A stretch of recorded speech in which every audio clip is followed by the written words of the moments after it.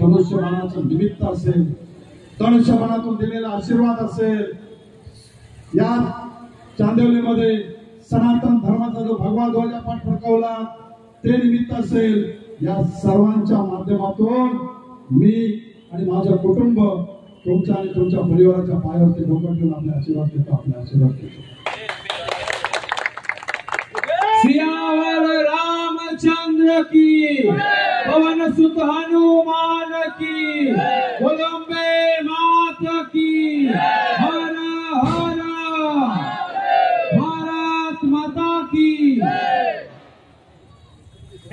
इस वक्त जो है मुंबई के चांदिवली में, और चांदिवली में यहाँ का जो विधानसभा आमदार सिंधेगढ़ के जो दिलीप मामा लांडे, जिनका नाम है दिलीप मामा लांडे कहा जाता है, जाने माने दमदार आमदार बोला जाता है, आज उनका जन्मदिन है। आज जन्मदिन पे लाखों लोग लाइन लगी है, लोगों ने उनको सम्मान भी दे रहे हैं, लोगों के लिए उनका केक काट करके जन्मदिन मनाया। बात करेंगे, हमारे साथ में मौजूद है चांदिवली विधानसभा के आमदार दिलीप लांडे जी।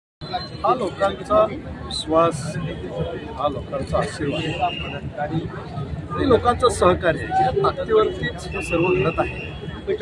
म्हणून 2019ला लोकांनी सनातन धर्माचा प्रभू रामचंद्राचं धनुष्यबाण उचलून गेले 20 वर्ष लोकांचं एक स्वप्न होतं, या चांदिवलीवरती भगवा ध्वज फडकला पाहिजे, या चांदिवलीमध्ये प्रभू रामचंद्राचा धनुष्यबाण दिसला पाहिजे आणि या धनुष्यबाणाच्या माध्यमातून या चांदिवलीचा विकास झाला पाहिजे। हे स्वप्न 2019ला लोकांनी पूर्ण केलं आणि 2024ला काही लोक असे रस्त्यावरती ओरडत होते कि ये होने वाला, वो होने वाला, ये किसको लाया, उसको लाया, सबको लाके देख लिया।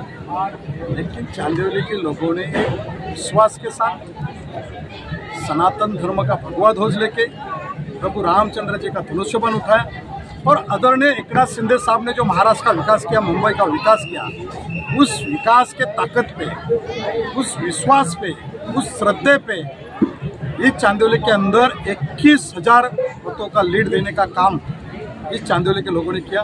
वही 21,000 लीड के साथों साथ लोग यहाँ पे आशीर्वाद देने के लिए आए।